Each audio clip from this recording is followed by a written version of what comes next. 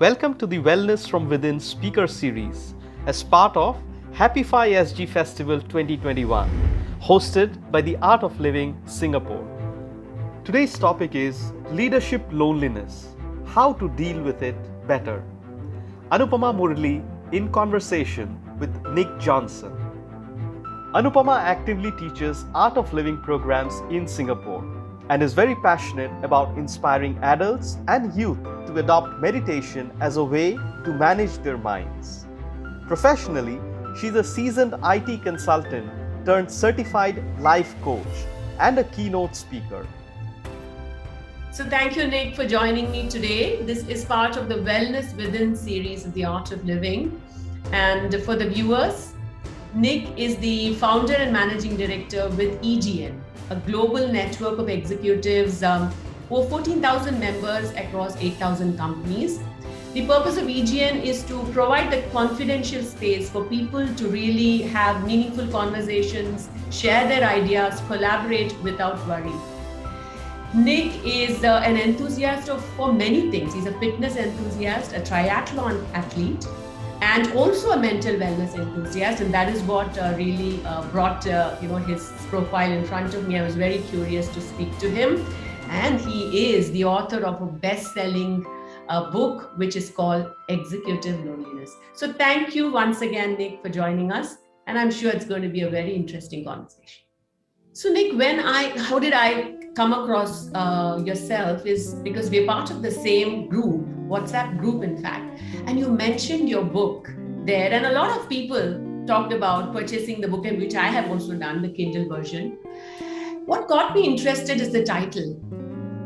I never thought about it that way, but I fully agree with you that this exists and needs to be addressed. So my first question to you is, why did you decide to write a book about it? Well, Anupama, I have during the past years with EGN, where we do confidential peer groups, I've been a part of hundreds of these sessions. And the fact that the senior executives there sign an NDA means that they find it as a safe place where they can share their challenges quite openly. And I started after some meetings already hear a trend that how lonely they were in the decisions they had to make, how much pressure they were under from the head office to deliver, constantly performing better with higher and higher targets. And they were left alone to basically make the big decisions. And when things didn't go well, they felt pressured, and it was very, very difficult for them. They couldn't then also bring home these challenges and talk to the family at home. And perhaps the friends they had outside of work couldn't also really understand what was going on. So that was actually the time when I started to think about this, and then I decided to do a survey to really find out how they were, basically the stress level and how anxious they were and how lonely they were, and that was the eye-opener for me. And when I was reading about your own journey, there's a interview that you had given at Straight Times, where you speak about your own personal journey and how you faced it yourself, not only witnessed many others. So what was your turning point, Nick? Well, just like the stories I could hear from many of the executives, I also had my own journey. I live in my 7th country now, Singapore, and it has been an amazing journey. Some fantastic, great jobs. I worked in Thailand, Indonesia, Vietnam mainly, and in some great general manager, general director roles, big positions with big packages and so on. But of course, it has its up and downs, and I could look at myself in the mirror and say I've been unlucky, and I could play the victim card if I wanted to, but I decided not to, because it's just been unfortunate that sometimes perhaps you don't get along with a person, or maybe sometimes the company these days go through a merger and acquisition and you're just let go, and that's what happened to me. And it was just unfortunate a couple of times when it was extremely challenging for me to deal with that. And as I'm sure many of the listeners can also associate with, that it's difficult on the job market now, especially also if you're an expat like myself. In your book, or in that interview, you also have spoken about the fact that you interviewed a lot of people, over 50 executives, and up to 30% of them actually acknowledged and agreed that they are also suffering from this executive loneliness. I'm just curious, Nick, with all the work you have done, so many people you've spoken to, not only for your book, but also the work you do as a coach, Why do you think it affects some and not others? Well, first of all, the numbers, the 30% you're referring to was actually in 2019, before COVID.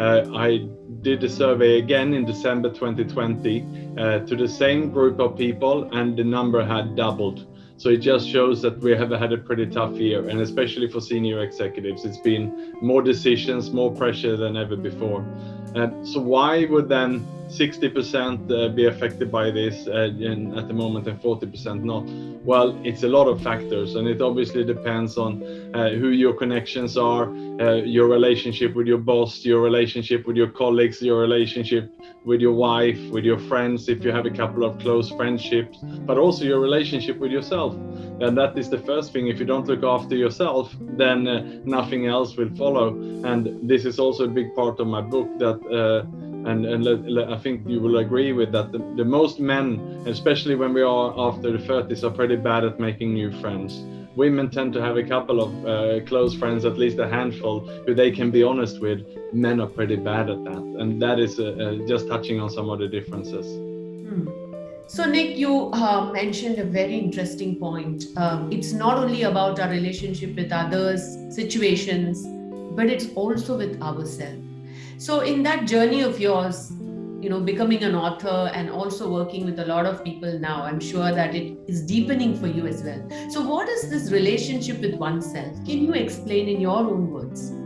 Well, I think that's something that I've been lacking. And when I'm looking back now, why did I not go through the challenges I had in a better way? It was probably I didn't have a good coach. I didn't have a strong mentor by my side during those times. And one of the reasons was that I moved countries. I come to a new country and I had to make new friends. And before you get some strong connections and before you feel the trust to open up to someone, it can take some time. What I should have done, looking back at this, I should have appointed some coach. I should have had some perhaps formal arrangement there of someone to hold my hand and to guide me through these challenging times. That is something that I learned now, and I really am careful these days. So if I step into a new territory, and it doesn't have to be a new country, new job, but a new assignment, even now, for example, for my keynotes and so on, I have a speaking coach who helped me with that. So I have someone to throw ideas at, someone who can help me to overcome hurdles. But also in my recovery journey, I had a fitness coach to get me back on track with my exercise and my diet. And you can say, well, all of these things cost a lot of money, but I would say there's also a lot of people who are out there willing to help. There's mentors, there's organizations which are available there. So it doesn't have to be expensive. And I think that the return on investment is something that definitely I value a lot more now. Yes, fully agree. So Nick, I think it's even in your LinkedIn headline, you talk about being a mental wellness enthusiast. And of course, all that we have spoken actually clearly says how important it is for you. But meditation, have you tried it yourself, and what has that done for you? I certainly have tried it, and I would say my recovery journey then 3 years ago started with, it was walking, cycling, swimming, and more exercise based. But then about 1.5 years ago, I really started to hear everyone I spoke with said, well, have you tried meditation? Have you tried mindfulness and so on? To the point where I actually signed up myself with a mindfulness coach who had one-on-one sessions with me to basically teach me how to meditate just from the beginning, and I loved it from the first instance. And I decided actually to invite this mindfulness coach to give a session to about 50 senior executives in EGN. They all said the same, and it was the first time for many of them, which I was quite surprised about. Many of them after that contacted this coach, and they now have a weekly session for the whole company and so on. So that's how my journey on mindfulness and meditation started. And since then, we even now in EGN, the organization where I'm working, we even have a mindfulness group where we share best practice and so on. And actually 3 of our members have been to the 10 days meditation silent retreat, and I just love to listen to them. And the closest to that I've been this year was a 2-day meditation retreat on Sentosa Island, which was arranged by one of the therapists here in Singapore. So I keep looking out for courses. I also joined a three evenings course on meditation. So I'm still really a baby in that space, but it's a journey that I'm really looking forward to explore more. Thank you for sharing that, you're still, a baby in the field of meditation in this whole space, but you already are liking it. So I'm just curious, you first mentioned that, you were more into fitness and running and so on. And I can see that from your posts, but you liked meditation the very first time. So what was it that you liked and you want to continue doing it now? Well, I think the beautiful thing with meditation is that you can actually get a mini break during the day. I was recommended to even just a 5 or 10 minute break. And that's how I started, by just a 5-minute break once a day. And I put it in my calendar around lunchtime, and I respected it. I followed up on it, and then you could expand it to the 10-minute break, and then it could be twice a day. And I did that for a few months, and the results was just amazing. And that is something that you cannot do with exercise. You cannot really go out for a 10-minute run. Some go for an exercise during the lunch break, but I think that's almost defeat the purpose. You come back sweaty, you maybe don't have time to eat. But in meditation, for if it's 10 minutes, everyone can fit that in the day. It just gives your head that clarity, that space. It gives you breathing, coming back, and you can breathe better, you can relax, and you can actually focus on making better decisions. So as a busy business owner now myself, and for any senior executives, I can recommend investing in that time and do it during the day, especially Monday to Friday, because that's where I certainly can feel the biggest difference. Wow, wonderful. So now, wellness within, that's what the series is all about. And we've already touched upon a lot of wellness. But when I say wellness within, Nick, what are some things that come to your mind? Well, as I continued my meditation journey, I also invested in one of those meditation headbands called Muse 2. And there basically you're working on you're reducing the heart rate, and you're working on your breathing pattern, and you actually measure it. It's linked to an app, so you can afterwards see your results. So to me, the wellness within is really be able to, start controlling, and as you breathe, to bring down your heart rate.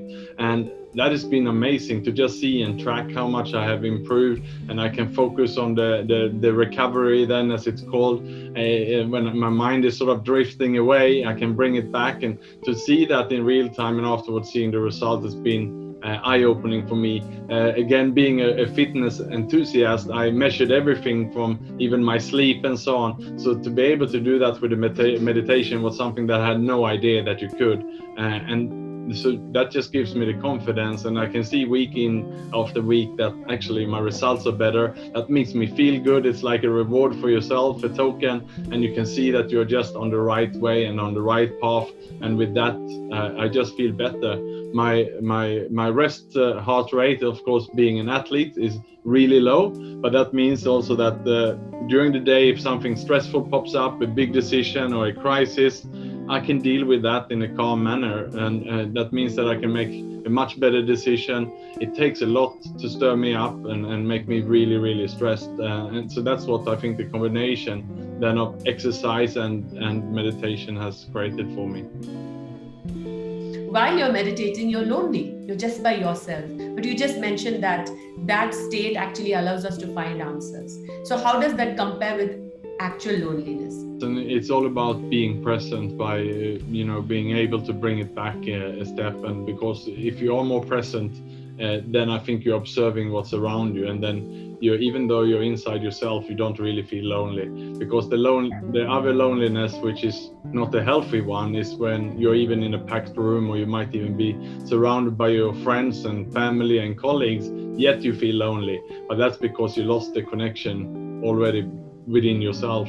And if you don't love yourself, or you're not happy, you're not feeling connected, and you're not present, then that's the loneliness that you have to watch out for. Wonderful.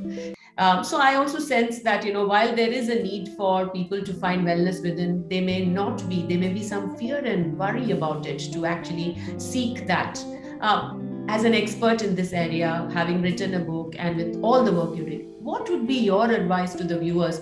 If any of them are having such thoughts or worries, what would you say to them? Well, I would say don't bother talking to your boss or your company about it, because they might not be in a position to do anything anyway. Talk to someone else. I mean, in my case, I opened up to my wife first. The second I opened up to was to a support group, a mental wellness support group. And then after that was to doctors, after that was to psychologists, therapists. and coaches. So that's the journey I went. And now my company knows about it, but it was down the line. I didn't want to put my job or my reputation on risk right away until I was also in recovery and until I overcome. So there's so many resources out there, and that's what I do also for a living in my organization, where we create these safe, confidential environments where executives can open up and discuss it. So, Nick, I just want to share one thing that Sri, the founder of The Art of Living, who inspires millions of people to meditate and find their answers within, talks about. He says, if you are someone who cannot, doesn't enjoy his or her own company, imagine how boring you must be for others. So really being with oneself and enjoying one's company is all about finding that wellness within. What is your view on this? Yeah, it's a great question, Anupama. And what I heard in my support group also from executives and so on who gone through some challenging times is that when they've been extremely unwell with themselves, they could not even turn on the mirror turn on the light and see themselves in the mirror in the bathroom when they were shaving, for example. That's how bad they felt about themselves. So you obviously need to go through a journey when you start to almost love yourself or accept yourself for who you are, and you have to basically take responsibility for your actions. If you've done something wrong, it comes with, as I'm talking about in my book, to make amends to the people you have harmed and make peace with the people around you.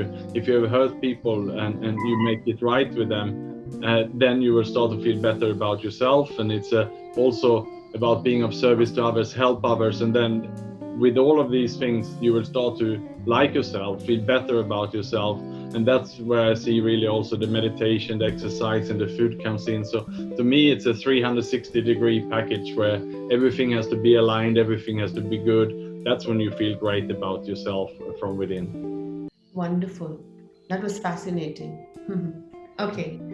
So the last question for you is, within EGN, I know that you have 52 weeks and there are a variety of things that you do for executives, skill sharing, skill upgrade, perhaps, confidential peer discussions and so on. With respect to wellness within, how do you in EGN help people open up to this possibility of using meditation as a way to find those answers and connect with themselves?